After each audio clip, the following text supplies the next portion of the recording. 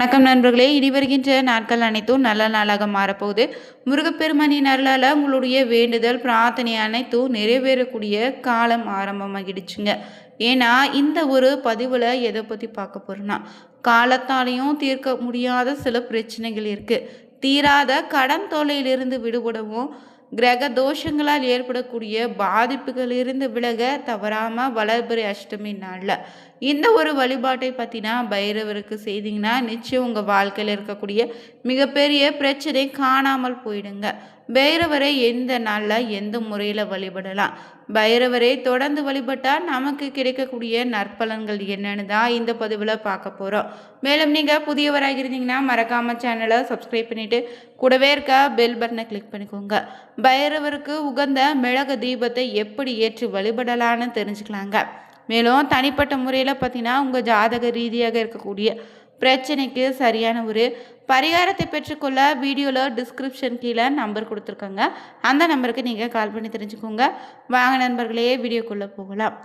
8 என்பது ஆரம்பமும் முடிவும் இல்லாத அற்புதமான எண்ணுங்க. அதனால தான் அஷ்டமி திதியில் வழிபட்டாலே முடிவில்லாத பிரச்சனைகளும் தீருன்னு சொல்லியிருக்காங்க.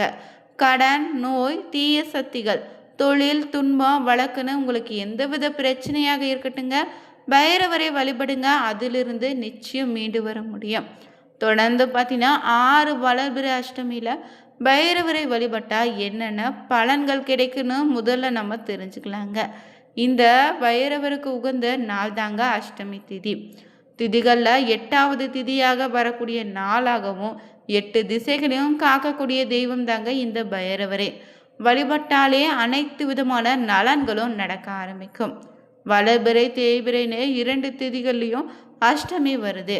பலரும் தேய்பிறை அஷ்டமியில் பைரவரை வழிபட்டா துன்பங்கள் நீங்கும், வேண்டுதல் நிறைவேறும்னு நினைச்சிட்டு இருப்பீங்க. ஆனால் பைரவரை வழிபட 2 அஷ்டமி திதிகளும் ரொம்பவே சிறப்பு தான். எந்த திதியில் வரக்கூடிய அஷ்டமியில் விரதம் இருந்து வழிபட்டா பைரவரினுடைய அருள் நிச்சயம் உண்டுங்க. இந்த பங்குனி மாத வளர்பிறை அஷ்டமியில் பார்த்தீங்கன்னா வழிபட்டிங்கன்னா உங்களுக்கு இருக்கக்கூடிய துயரங்களில் இருந்து காக்கக்கூடிய மற்றொரு சக்தி வாய்ந்த நாளாகவும் இது மாறப்போகுது. இந்த நாளில் பார்த்தீங்கன்னா பைரவரை வழிபடுவதால் உங்களுக்கு நீண்ட நாட்களாக நினைத்து வந்த நியாயமான கோரிக்கை நிச்சயம் நிறைவேறும்.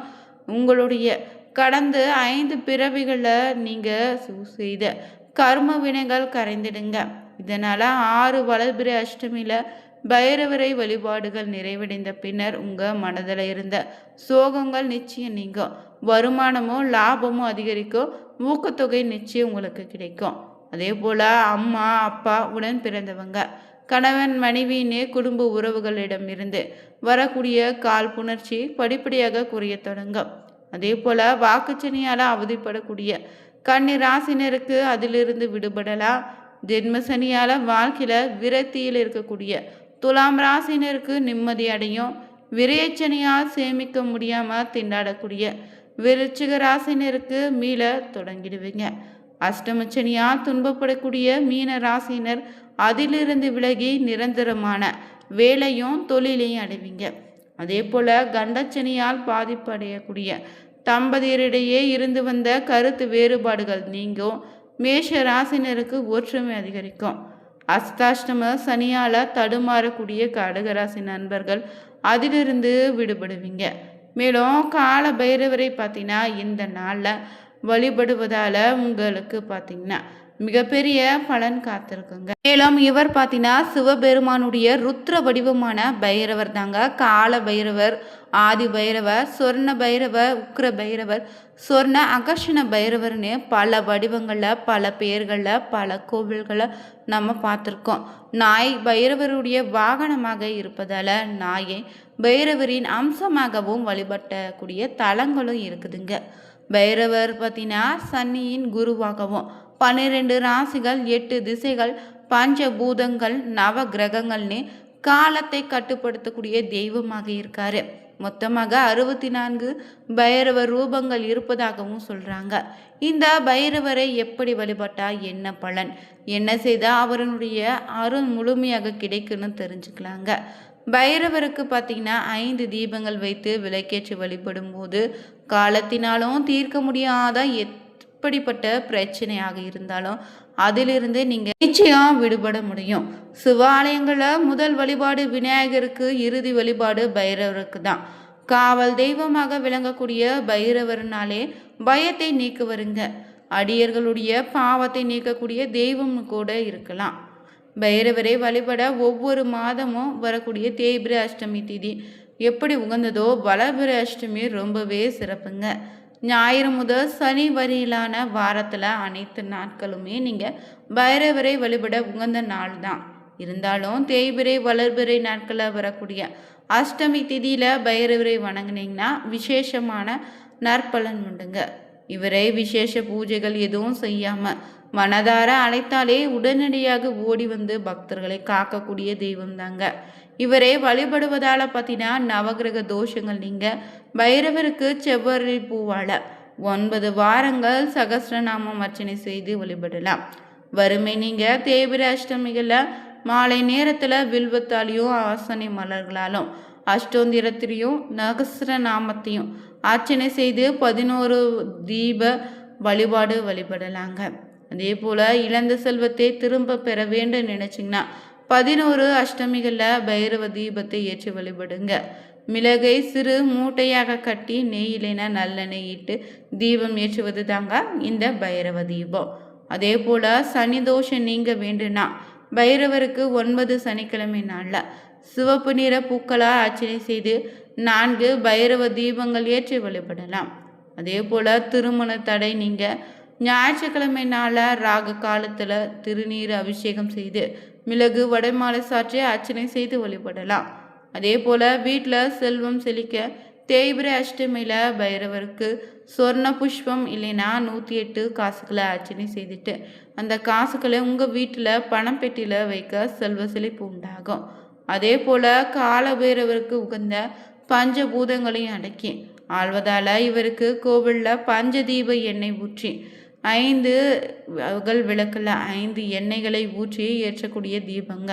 நெய், நல்லெண்ணெய், விளக்கெண்ணெய், தேங்காய் எண்ணெய், இழுப்பை எண்ணெய்னு 5 எண்ணெய்களால் பஞ்சதீப எண்ணெயை ஏற்றி வழிபட்டால் உங்களுக்கு பார்த்திங்கன்னா சிறப்பான பலன் உண்டு. அதே போல் இந்த நாளில் பைரவ அஷ்டகம் வாசிப்பதும் உள்ளத்தில் எண்ணத்திலும் நல்ல விஷயத்தை விதைக்குங்க. நேர்மறையான எண்ணத்தையும் பெருக்கி குடும்பத்தில் பார்த்தீங்கன்னா இருக்கக்கூடிய துஷ்ட சக்திகளை அனைத்தையும் நீக்கிடுங்க. வளங்களையும் நலங்களையும் நிச்சயம் உங்கள் வாழ்க்கையில் உண்டாகும். பைரவரை தொடர்ந்து வணங்கி வந்தீங்கன்னா பகைவர்கள் தொல்லை ஒழியும், வியாபாரம் முன்னேற்றம் அடையும், தன லாபம் பெறுவீங்க, அஷ்ட ஐஸ்வர்யங்களும் உண்டாகும். பைரவருக்கு மிளகு கலந்த அன்னத்தையும் வடையும் நெய்வேத்தியமாக படைத்து வழிபடலாம்.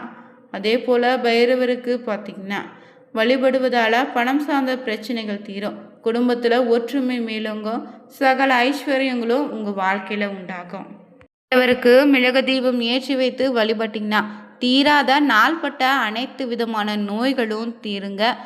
மேலும் பார்த்திங்கன்னா இங்கு பைரவரை பார்த்தீங்கன்னா அஷ்டமி தினத்தில் அஷ்டலட்சுமிகளும் வழிபடுவதால் இந்த நாளில் நாமளும் வழிபட்டால் எல்லா விதமான நலன்களும் நமக்கும் வந்து சேரும்.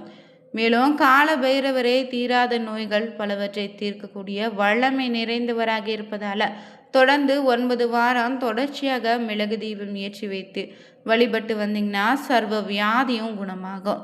அதே போல் இந்த நாளில் பார்த்தீங்கன்னா இக்கால பைரவருக்கு விபூதி அலங்காரம் செய்து வழிபட்டா குழந்தை பாக்கியம் உண்டாகும். 5 அஷ்டமி தினங்களில் பைரவருக்கு மாதுளம் பழம் சாற்றினால் அபிஷேகம் செய்தால் திருமண தடை நீங்கி விரைவில் திருமணம் கைகூடும். அதே போல் சத்ரு சம்ஹார ஹோமம் செய்து வழிபட்டிங்கன்னா தீவினைகள் உள்ளிட்ட அனைத்து தோஷங்களும் நீங்கும். இதே போல் பார்த்திங்கன்னா இங்கு பைரவருக்கு ஒவ்வொரு ஞாயிற்றுக்கிழமையிலும் ராகு கால நேரத்தில் சிறப்பு அபிஷேகமும் அர்ச்சனை செய்வாங்க. அந்த நேரத்தில் கலந்து கொண்டாலும் ரொம்ப நல்லதுங்க. அஷ்டமி திதி பௌர்ணமி தவிர வெள்ளி செவ்வாய்க்கிழமை பைரவரை வணங்கி வர சகல சம்பத்தும் பொன் பொருளும் வாழ்க்கையில உண்டாகும். இன்னைக்கு பார்த்தீங்கன்னா அனைத்து சிவ ஆலயங்களும் மாலை நேரத்தில் கால பைரவருக்கு சிறப்பான அபிஷேகமும் பூஜையும் இருக்கும். அந்த பூஜையில் கலந்து கொள்ளுங்க. நிச்சயம் உங்களுக்கு இருக்கக்கூடிய தீராத பிரச்சனைகளும் இனி நீங்கிடுங்க. இந்த ஒரு பதிவு உங்களுக்கு பிடிச்சிருந்தா லைக் பண்ணுங்க, ஷேர் பண்ணுங்க, கமெண்ட் பண்ணுங்க. மறக்காம கால பைரவரே போற்றி எனும் மந்திரத்தை 3 முறை பதிவிடுங்க. அனைவருக்கும் நன்றி நண்பர்களே.